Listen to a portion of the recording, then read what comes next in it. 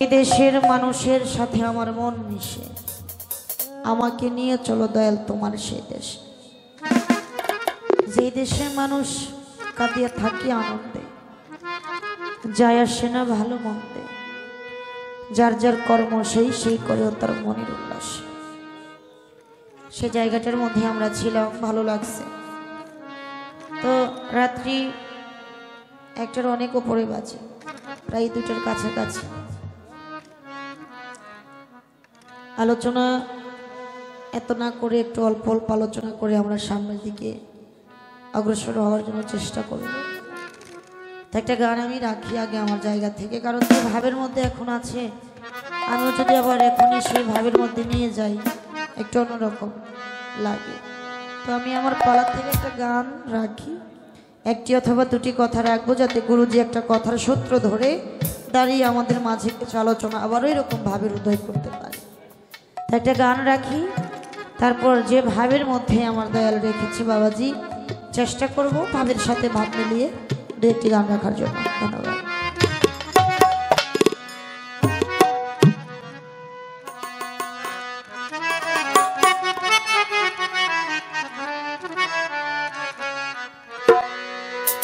আমার ঘরের মালিক রে,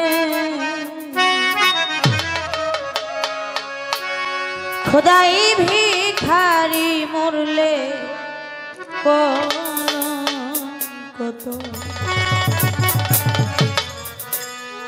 ভিখারি দোয়ারে ভিক্ষা দিয়া বিদায় কর, ভিখারি দুয়ারে ভিক্ষা দিয়া বিদায় কর, ভিখারি দুয়ারে ভিক্ষা দিয়া বিদায় কর। আমার ঘরের মালিক রে, খোদাই ভিখারি মরলে কলঙ্ক হয়তো আমার দয়াল জানরে, প্রেম বিনে যদি ভক্ত মরে কলঙ্ক তোমার। ওরে ভিখারি দুয়ারে ভিক্ষা দিয়া বিদায় কর, ভিখারি দুয়ারে ভিক্ষা দিয়া বিদায় কর, ঘরের মালিক রে, খোদাই ভিখারি মরলে কলঙ্ক তোরা, ঘরের মালিক রে, খোদাই ভিখারি মরলে কলঙ্কিত। ও মালিক রে,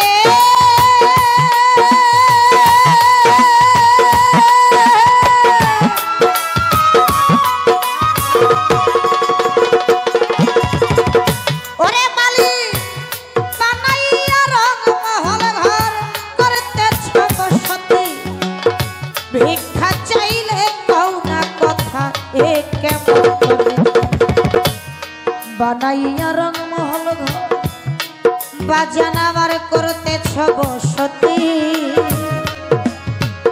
ভিক্ষা চাইলে কও না কথা এ কেমন তরিতি।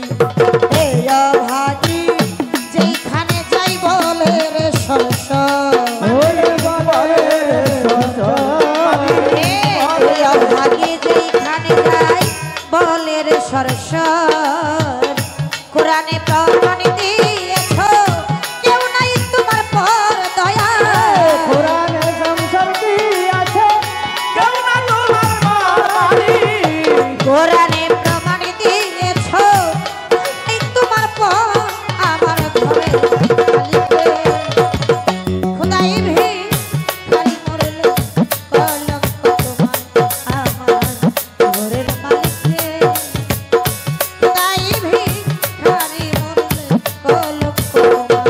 আরে ভিখারি দুয়ারে ভিক্ষা দিয়া বিদায় কর, ভিখারি দুয়ারে ভিক্ষা দিয়া বিদায় কর, ঘরের মালিক রে, খোদাই ভিখারি বলে কলঙ্কিত তোরা, ঘরের মালিক রে, খোদাই ভিখারি বলে কলঙ্কিত।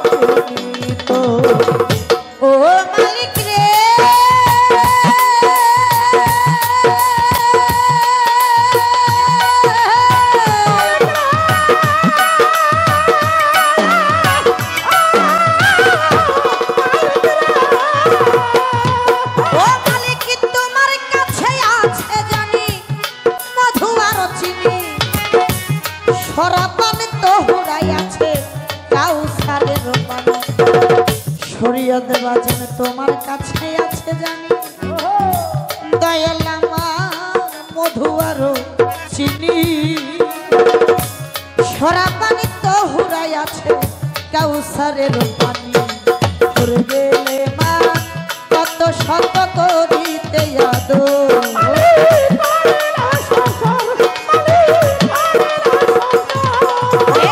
হুরে গেলে মা কত শত করিতে আদর, তুমি আমার আমি তোমার হও না অগ্রসর দয়া, তুমি আমার আমি তোমার বলনা অগ্রসর আমি, তুমি আমার আমি তোমার হও না অগ্রসর, আমার ঘরে মালিক রে, খোদাই ভিখারি মরলে কলঙ্ক তোমার আমার ঘরের মালিক রে, প্রেম বিনে যদি ভক্ত মরে কলঙ্ক তোমার, ওরে ভিখারি দুয়ারে খাড়া ভিক্ষা দিয়া বিদায় আরে ভিখারি দুয়ারে খাড়া ভিক্ষা দিয়া বিদায় ঘরের মালিক রে, খুদাই ভিখারি বললে কলঙ্কিনী তোর আমার ঘরের মালিক রে, খুদাই ভিখারি বললে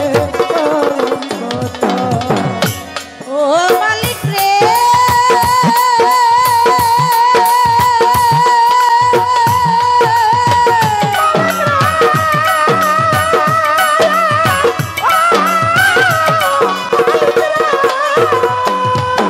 মালিক নাম্বার চাই নাম্বার এটাই হওয়া চাই, তাইলে কলঙ্ক না এই জগতে রোটি বেঠাই ঠাই, দয়াল নাম্বার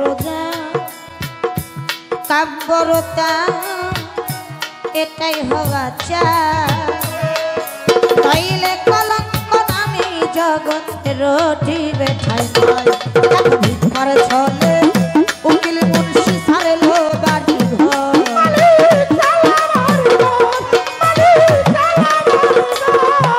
এই ভিক্ষার ছলে উকিল মুন্সি সারেলো বাড়ি ঘর, একদিন নিলা না তুমি ভিখারির খবর দয়া, একদিন লাগিলা তুমিও ভিখারি খবর মারি, একদিন নিলা না তুমি ভিখারির খবর, আমার ঘরের মালিক রে, খোদাই ভিখারি মরলে কলঙ্ক তোমার আমার দয়াল জানো রে, প্রেম বিনে যদি ভক্ত মরে কলঙ্ক তোমার, ওরে ভিখারি দুয়ারে খাড়া ভিক্ষা দিয়া বিদায় আরে ভিখারি দুয়ারে খাড়া ভিক্ষা দিয়া বিদায় ঘরের মালিক রে, খুদাই ভিখারি বললে কলঙ্কিনী তোর আমার ঘরের মালিক রে, খুদাই ভিখারি বললে কলঙ্ক তোর। এই গানের মধ্যে কোনো কথা নাই, কোনো আলোচনা নাই, কিন্তু যেই জায়গায় নাই আবার ওই জায়গায় আছে। উকিল মুন্সি তার গানের মধ্যে বললেন, ভিখারি দুয়ারে খাড়া ভিক্ষা দিয়ে বিদায় কর, খোদাই ভিখারি মরলে দয়াল কলঙ্ক হতো, বানাইয়া রংমহল ঘর করতে সব সতী, ভিক্ষা চাইলে কও না কথায় কেমন তোমার রীতি, এই অভাগী যেইখানে যাই বলে রে সরসর, তুমি কোরআনে প্রমাণ দিয়েছো কেউ নাই তোমার পর, দয়াল তোমার কাছে আছে জানি মধু আরো চিনি, সরাবান তোহরা আছে কাউসারেরও, হরে গেলে মানে কত শত করিতে আদর, তুমি আমার আমি তোমার একটু হও না অগ্রসর, নাম্বার যার কাম্বর তার এটাই হওয়া চাই, নইলে কলঙ্ক নামে এই জগৎটি রক্তি বেঠাই চাই, ভিক্ষার ছলে উকিল মুন্সি সারছে বাড়ি ঘর, ও দয়াল একদিনও নিলা না তুমি এই ভিখারির খবর, খোদাই ভিখারি মরলে কলঙ্ক হয়তো। গানটার ভেতরে কিছু কথা আছে, কিছু হাকিগত আলাপ আলোচনা কথা আছে, এই জন্য যেহেতু রাত্রের একটু সময়ও বেশি, প্রায় 2টার মতো বেজে গেছে, এই জন্য এই গানটা এই পর্যায়ে এসে আমি আমার দয়ালের চরণে নিবেদন রাখলাম। আসলে এই কথাগুলোর বিষয়বস্তু গেল, গান শেষ, এবার মৌখিকভাবে আমার পালার থেকে একটা কথা রাখবো। সেই কথা সাধকের বাণী আছে, পীরের বাড়ি ভক্তের কাবা। মেরাজ হয় দেখা মাত্র, যে জন কামেল পীরের হয়েছে খাঁটি ভক্ত। দয়ালের সাথে দেখা মাত্রই ভক্তের মেরাজ আদায় হয়ে যায়। আমাদের বাংলাদেশ থেকে অনেক মানুষ অর্থ দিয়ে কোথায় যায় হজ করার জন্য? মক্কা যায়, কাবা ঘর তোয়াফ করে। ইন্টারনেটের যুগ, ফেসবুক খুললে এরকম অনেক লোক দেখা যায় ওই কাবা ঘরে আসওয়াদ পাথর বা কাবা ঘর এটা তোয়াফ করতে যাইয়া, ওই যে ঘুরানি দিতে যাইয়া অনেক হাজিগণ শেষ নিঃশ্বাস ত্যাগ করে। আছে না এরকম? যাদের সামর্থ্য আছে তারা ওই জায়গায় যাইতে পারে, আমার নাই, আমি যাইতে পারি। যাদের সামর্থ্য আছে তারা ওই জায়গায় যাইয়া, তার একটা নিয়ত থাকে, এত দূর অব্দি আসছি কষ্ট করে, আমার জীবনের যত গুনাহ খাতা আছে এই আসওয়াদ পাথরে চুম্বন কইরা আমি তা মোচন করতে চাই। যাদের আছে তারা যাইতে পারে, দয়াল আমার তো নাই। আমার তো ইচ্ছা জাগে আমার এই পাপ জীবনটা ধন্য করার জন্য। এই জন্য কবি বলছে, পীরের বাড়ি ভক্তের কাবা। মেরাজ হয় দেখা মাত্র, যে জনে কামেল পীর হয়েছে খাঁটি। দয়ালের বাড়ি যদি কাবা থাকে, কাবা থাকলে তো আসওয়াদ পাথরও আছে। আসওয়াদ পাথর ছাড়া কি আর কাবা? কাবা থাকলে আসওয়াদ পাথরও আছে। আমি জানি না কোথায় আছে, তাহার বিষয়বস্তু সাধন কর্মটা কি আমি শুধু জানতে চাই দয়াল। আমি কোন কর্ম করলে, কোন সাধন করলে, কোন ভজন করলে আপনার ওই আসওয়াদ পাথরের সন্ধান পাইয়া ওই আসওয়াদ পাথরে চুমু দিয়া আমি আমার জীবনটাকে ধন্য করতে পারবো। এই আসওয়াদ পাথরের বিষয়বস্তুটা কি? আর মেরাজ দেখা মাত্রই মেরাজ হয়। এমনও আছে গুরু আর ভক্ত উভয়ের বাড়ি পাশাপাশি, গুরুর বাড়িও যে জায়গায়, ভক্তের বাড়িও একই জায়গায়। সকালবেলা বাজারে যাওয়ার সময় দেখা হয় একবার, আসার সময় দেখা হয় একবার, দিনে হয়তো 3-4 বার দেখা সাক্ষাৎ হয়। দয়ালের সাথে দেখা মাত্রই যদি মেরাজ হয়ে যায়। আজকে জিনার বাড়িতে আমরা এসেছি, খালেদ চিস্তি, ওনার যিনি 4 তরিকার মুর্শিদ, উনি চর্মচক্রের আড়ালে চলে গেছে। দয়ালকে দেখা মাত্র যদি মেরাজ হয়ে যায়, যাদের দয়াল পার্থিব জগতে নাই, পর্দা নিয়ে চলে গেছে, এই চর্মচক্রের আড়ালে চলে গেছে, ওই ভক্তের মেরাজ আদান প্রদান হবে কার সাথে? বিষয়বস্তুটা কি? এই মেরাজের বিষয় কি? মেরাজও আছে, নামাজও আছে, সবই আছে, কিন্তু এই নামাজে কোনো সেজদা হয় না। বিষয়াদি এটা কি? মেরাজটা কি? নামাজটা কি? কিভাবে মেরাজ আদান প্রদান হবে? এই যে দিনে 4-5 বার দেখা হয়, এই দেখাই কি মেরাজ হয়? না এই দেখা দেখির মধ্যেও একটা বিষয় সময় আছে, কোন সময় কিভাবে দয়ালের সাথে মেরাজ আদান প্রদান হয়ে যাবে। দুইটা কথা, আমার গানের ভিতরে কিছু কথা, এই কথাগুলো আমার দয়ালের কাছে একটু আর্জি।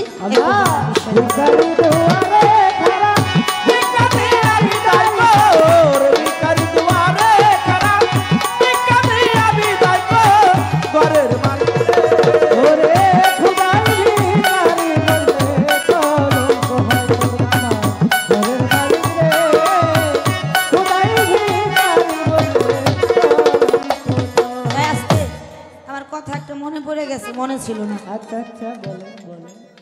দয়ালের কাছে আমার যে কথা আলোচনা ছিল, সেই কথাগুলো মীমাংসা করলেন, তার মাঝে একটা কথা বললেন, মুর্শিদ ভক্তের কাছে কি স্বামী, বলছে না?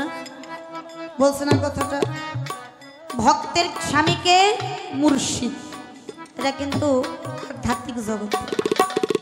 একজন ভক্ত বা শিষ্য হয়ে যায় স্ত্রী, গুরু হয়ে যায় তার স্বামী। স্বামী রূপে ভজনা করতে হয়, যতক্ষণ পর্যন্ত স্ত্রী না সেজে স্বামী রূপে ভজনা না করবে ততক্ষণ পর্যন্ত তার ভজন সাধন সিদ্ধ হবে। উনি আমার স্বামী, আমি ওনার স্ত্রী। আধ্যাত্মিক জগতে দুইয়ের মধ্যে হয় একটা লিঙ্গন, একটা মিলামেশা। ওনার জিহ্বাটা হচ্ছে লিঙ্গ, আমার কর্ণটা হচ্ছে জমি। দুইয়ের মধ্যে যখন প্রেমের মিলামেশা হয়, এই জায়গা থেকে একটা সন্তান জন্ম নেয়, যেই সন্তানের নাম হচ্ছে জ্ঞান নামক সন্তান। আর শরীয়ত মোতাবেক বাহ্যিক জগতে একটা ছেলে আর একটা মেয়ে, এটার মধ্যে তো বিবাহ বন্ধনে আবদ্ধ করা হয়, হয় না? কাগজের মধ্যে লেখা থাকে নিকা না, এই জায়গায় তোর বিয়ে থাকে না। আমি ওই কথা বাদই দিলাম, কিন্তু সমাজের মধ্যে একজন মেয়ের শরীয়ত মোতাবেক ছাড়া অর্থাৎ স্বামী ছাড়া যদি সন্তান জন্ম নেয়, ওই মেয়েটাকে সমাজের লোকে কি কইব? কলঙ্কিনী কইব না? বিয়ে ছাড়া সন্তান হয়েছে, আর বিয়ে দিয়ে যদি হইতো ভালো কইতো না? ওই বিয়ের মধ্যে একটা দেনমোহর থাকে। তে আপনি যে আধ্যাত্মিক জগতে আমার স্বামী, আমি আপনার স্ত্রী, আপনার সাথে তো আমার বিয়ে হয়েছে, তাহলে আমার আর আপনার বিয়ের দেনমোহর, আপনি যে আমার স্বামী হইলেন, আমি যে আপনার স্ত্রী হয়ে গেলাম, তাহলে আমার আর আপনার বিয়ের দেনমোহরটা কি? কি দেনমোহর ধার্য করিয়া আপনার সাথে আমার বিয়েটা সম্পূর্ণ হয়েছে?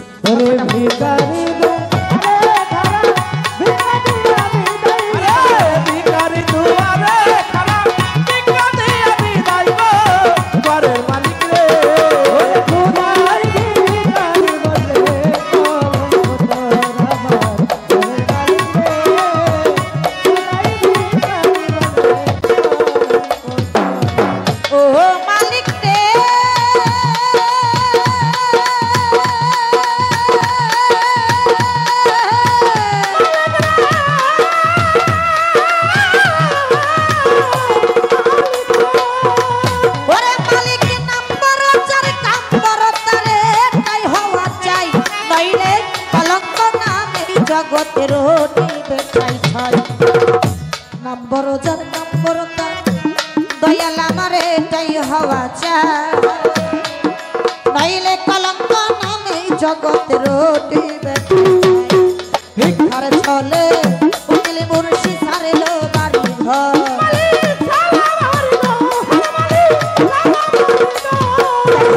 ভিক্ষার ছলে উকিল মুন্সি ছাড়লো বাড়ি ঘর, একদিনও নিলা না তুমি ভিখারির খবর, একদিনও নিলা না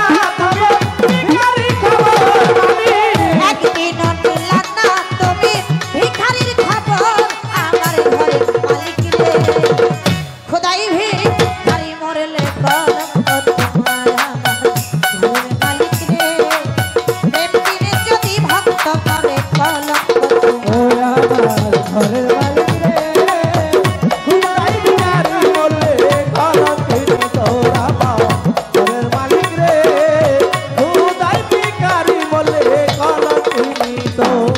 ভিখারি দুয়ারে খারা ভিক্ষা দিয়া বিদায় করে, ভিখারি দুয়ারে খারা ভিক্ষা দিয়া বিদায় করে, ভিখারি দুয়ারে খারা ভিক্ষা দিয়া বিদায় কর, আমার ঘরে মালিক রে খোদাই ভিখারি মরলে কলঙ্ক তোমার, আমার ঘরের মালিক রে খোদাই ভিখারি মরলে কলঙ্ক তোমার, আমার ঘরের মালিক রে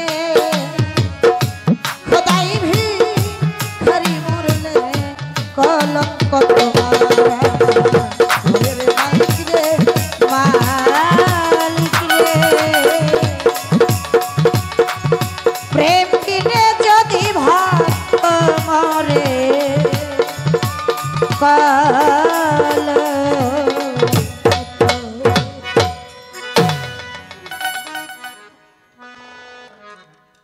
পালার বিষয়ে কথা আলোচনা আমি এই পর্যন্ত রাখলাম। আমার দয়ালের কাছে একটু আলোচনা রয়ে গেল। এবার যে ভাবের উপরে রেখেছে, দয়ালের যদি কৃপা করে, দয়ালের কৃপা ছাড়া তো কোনো কিছু সম্ভব না। দয়ালের কৃপা করলে যাওয়ার চেষ্টা করবে। ভাব, কবি বলেছে ভাব আছে যার গায়ে দেখলেই তারে চেনা যায়। শরীয়ত সরকার, শিল্পী সরকার বিচ্ছেদ গান কইরা কান্দাকাটি করে যদি অজ্ঞান হইয়া যায়, নিজের মধ্যে ভাব না থাকলে ওইভাবে ধরা দেবে। আগে নিজের মধ্যে ভাব থাকতে।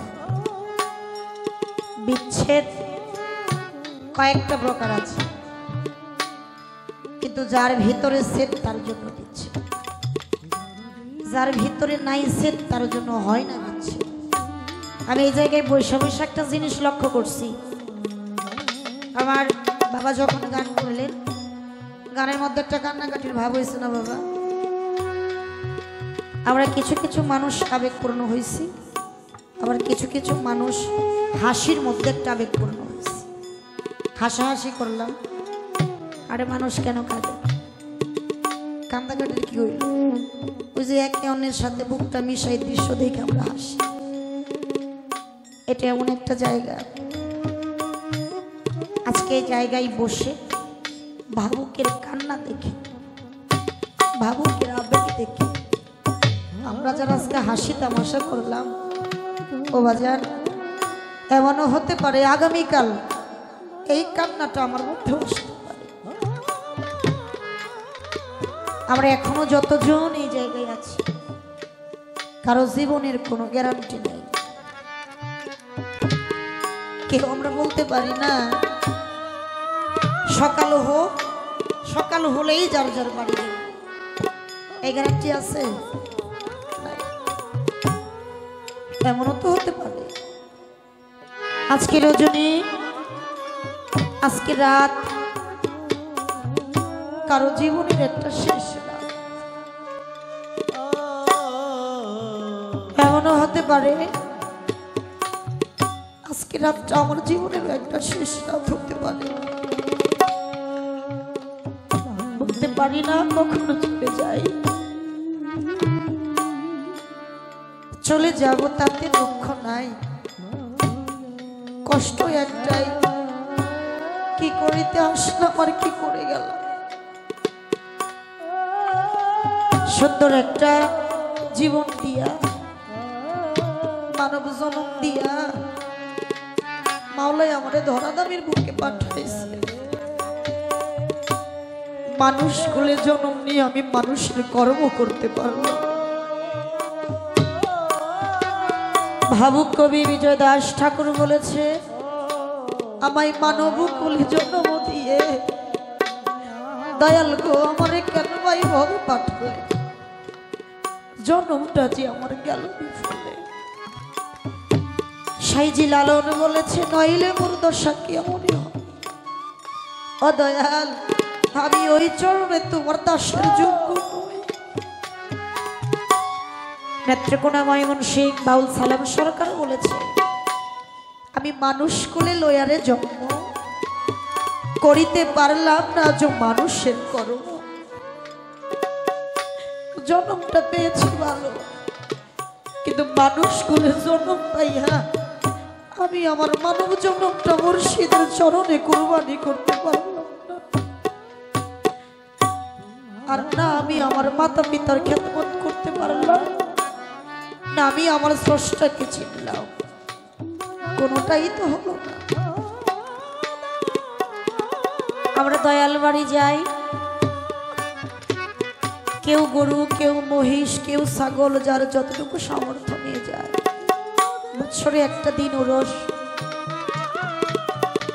অনেক টাকা দিয়ে একটা গরু নিয়ে গেলে দরবারে কোরবানি হয়, মানুষের সেবায় লাগে। প্রতিবেশী লোকজন বলে, আরে শরীয়ত সরকারের একটা ভক্ত আইছিল, কত টাকা দিয়ে একটা গরু নিয়ে আসছে। কথাগুলা শুনে আমার ভালো লাগে, আনন্দ লাগে, কিন্তু একটা বারও কি আমি চিন্তা করেছি আমি যে গরুটা নিয়ে গেলাম দয়ালের দরবারে, অত বনের পশু আর জনমটা পশু, দয়ালের দরবারে যাইয়া কুরবানি হইয়া দয়ালের সেবাই লাগলো। আমি তো মানুষ কুলে জন্ম নিয়ে দয়ালের সেবাই লাগলাম না, ও তো পশু কুলকে ধন্য করলো দয়ালের সেবাই লেগে। আমার মানব জন্মের হইল কি? আমি কিছুই করতে পারলাম, প্রেম করতে পারলাম না, ভালোবাসতে পারলাম না। আমি যদি বুঝতাম, আমি যদি চিনতাম আমার মুর্শিদিকে, আজকে আমার দশাটা এরকম হতো না। প্রেমে পড়া এত সোজা, হয়তো কথাটা বলা সহজ, করা কঠিন একটা ব্যাপার। গুরু ভক্তের প্রেম সবার মাঝেই হয় না।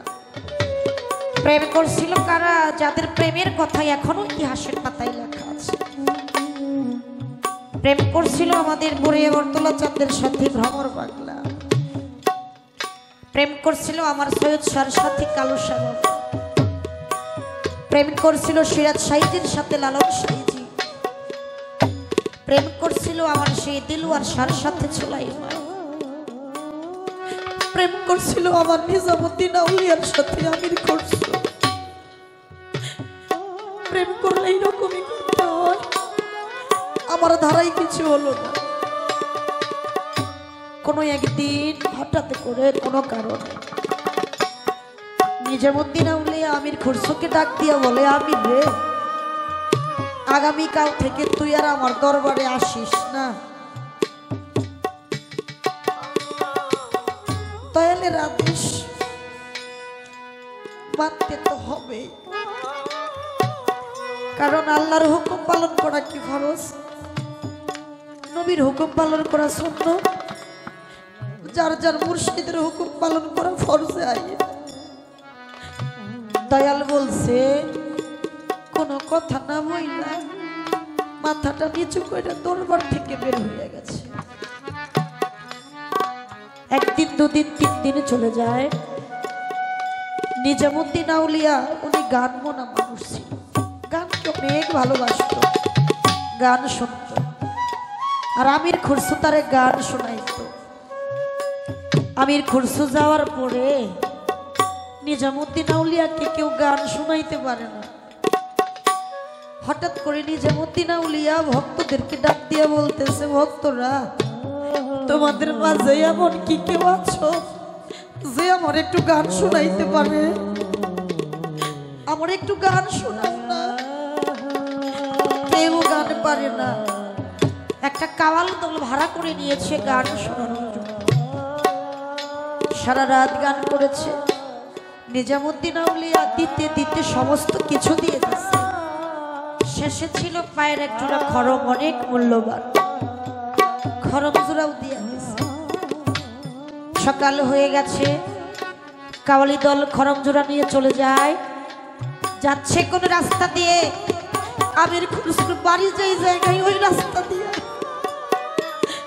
আমির খসরু ঘরের ভিতরে বসে বসে কাঁদে। সে বুঝতে পারে না দয়াল কেন তারে বের করে দিল। সে দয়ালকে এতটাই ভালোবাসে, একটা নজর না দেই আমির খসরু থাকতে পারে না। আর 3 দিন পার হয়ে গেছে, পাগলের মতো হয়ে গেছে। তখনই ওই রাস্তা দিয়ে কাওয়ালি দল যায় খড়ম জোড়া নিয়ে। দয়ালের গায়ের সুগ্রান্ত এটা অতি চেনা, সে যারা ভালোবাসে সে বুঝে। আমির খসরু বুঝতে পারছে।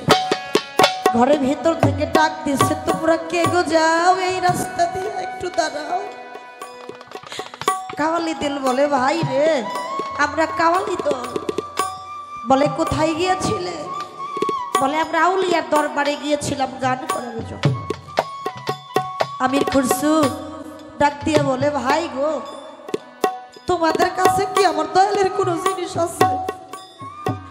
আমার কেন না যেন মনে হয় তোমাদের কাছে আমার দয়ালের কিছু আছে। কাওয়াল দল ডাক দিয়ে কয়, ও ভাই, আমাদের কাছে আউলিয়ার কোনো জিনিস আছে তুমি বুঝলা কেমনে? আমির খসরু দুইটা চোখের পানি ছাইরা দিয়ে কইছিল, ভাই, আমি যে কেমনে বুঝলাম তা তোমরা বুঝবা না, কইলেও বুঝবা না। ও ভাই, একটা অনুরোধ করি, খড়ম জোড়া আমারে দিয়ে যাবা। কাওয়ালি দল বলে, ভাই দিতে পারি, সমস্যা নাই।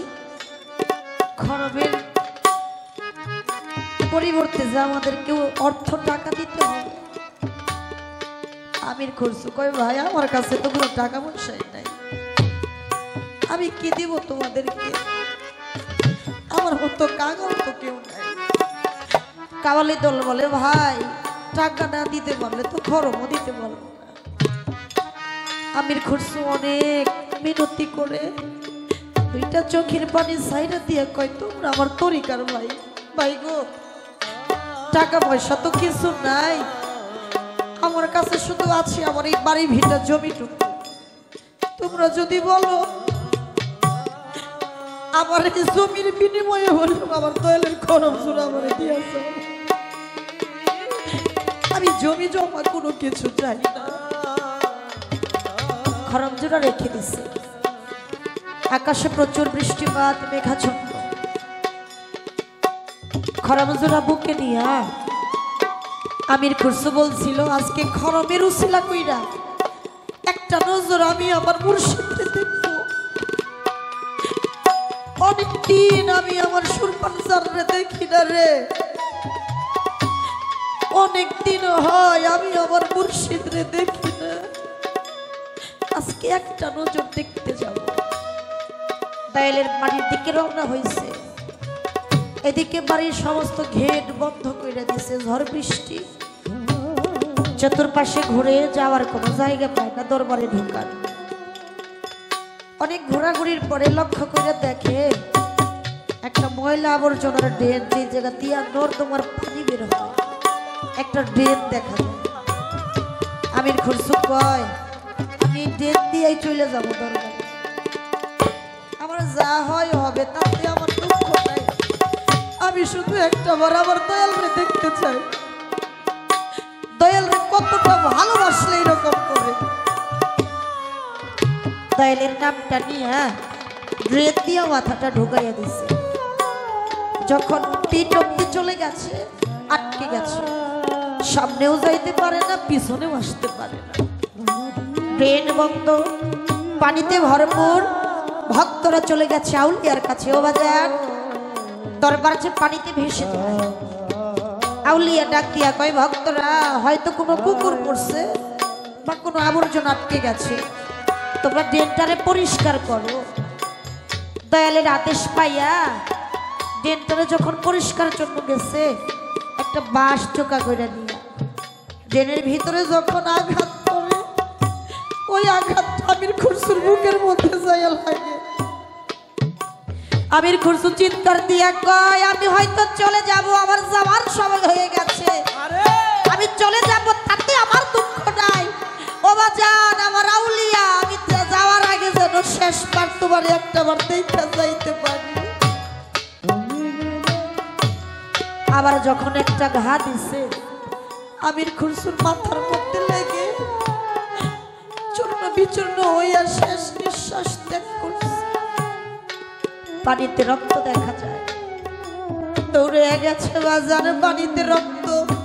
কয় মনে হয় কোনো কুকুর, বাহিরে যাইয়া কুকুরটারে বের করো। তরিকার ভাইয়েরা যখন বাহিরে আসছে, আইসা দেখে মানুষের দুইটা পায়ের মতো দেখা যায়।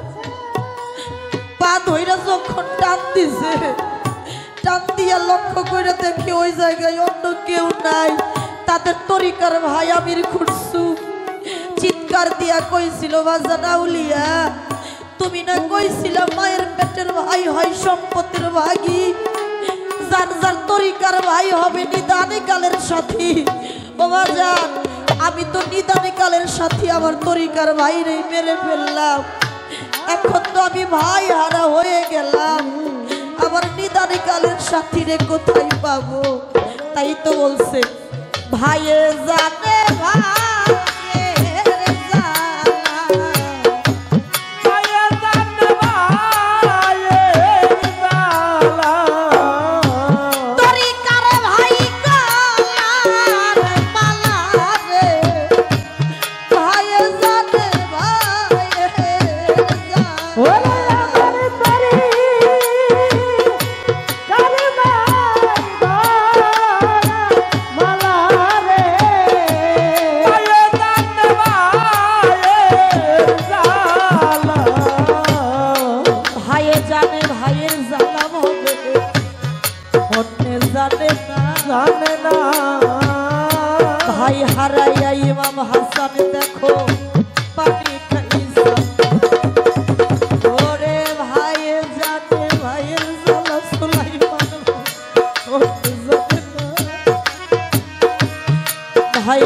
লইয়া ইমাম হাসান দেখো পানি খাইছা তরিকার ভাই গলার মালা রে ওরে তরিকার ভাই গলার মালা রে ভাইয়ে জানে ভাইয়ে জানা রে তরিকার ভাই গলার মালা রে আমার ভাই জানে ভাইয়ের জ্বালা রে তরিকার ভাই গলার মালা রে দয়ালকে ডাক দিয়া কই বাজার আমরা তো তরিকার ভাইকে মেরে ফেললাম নিজামুদ্দিন আউলিয়া আইসা দেখে ওই জায়গায় কেউ না তার ভক্ত আমির খুঁজছে যে দয়ালকে ভালোবেসে শেষ নিঃশ্বাস ত্যাগ করে চিরতরে বিদায় নিয়ে চলে গেল আমরা কি করলাম আরে কোনো কিছুই করতে পারলাম না মুর্শিদ বিনে তো ভক্তের কোনো গতি নাই মুর্শিদে তো একমাত্র ভবপারের কাকড়ারি নিদানের গালের সাথী তাই তো তুমি বিনে দয়াল আমার আর কেউ নেই। ওরে তুমি বিনে তুমি বিনে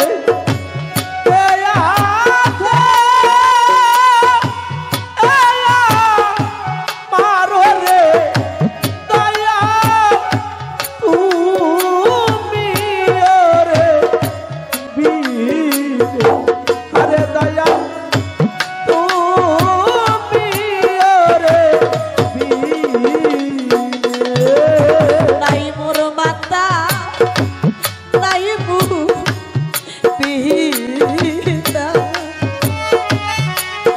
ওরে আমার নাইকা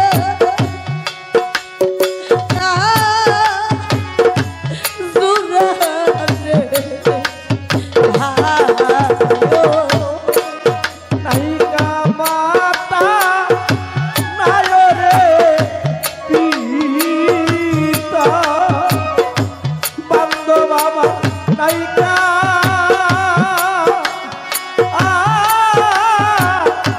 জুরা রে বায়ো শরীয়ত বাজা নাইকা মাতা নাইকা রে পিতা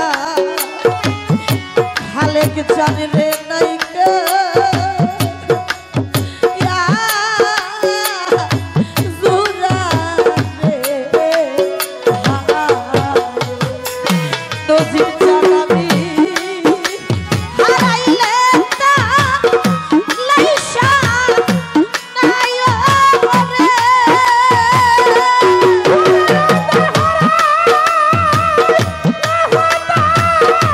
লাইসা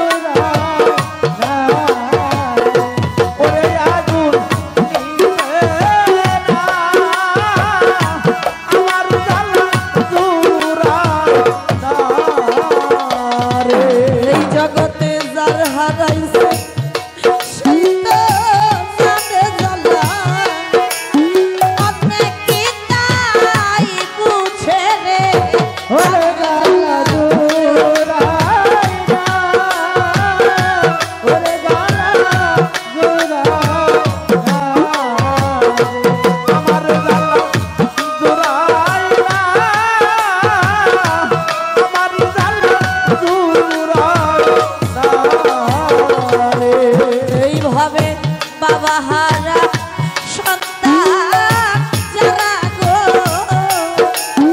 তারাই জানে জ্বালা রে ওরে জ্বালা আমার জ্বালা জুড়াই না আমার জ্বালা জুড়াই না আমার জ্বালা জুড়াই না রে বাবা ডাকিছে মধুর ডাক করে আরে গেল হারাইয়া রে ওরে জ্বালা ওরে জ্বালা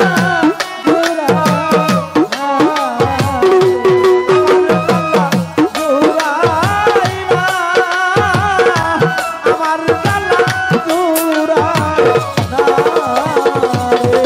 এই জগতে মহারা সন্তান যারা গো আমার মতো সেই জানে তা জ্বালা রে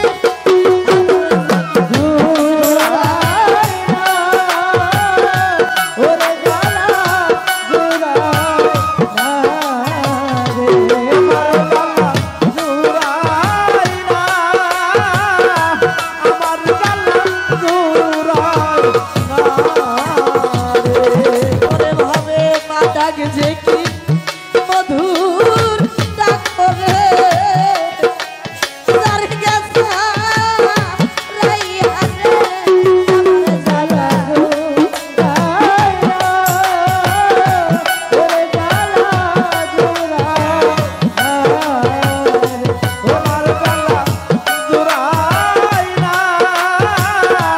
আমার জ্বালা আজ আমার মুখ দেখা যে দুঃখ বুঝবে মাগো এমনই বান্ধব নাই ওরে আমার জ্বালা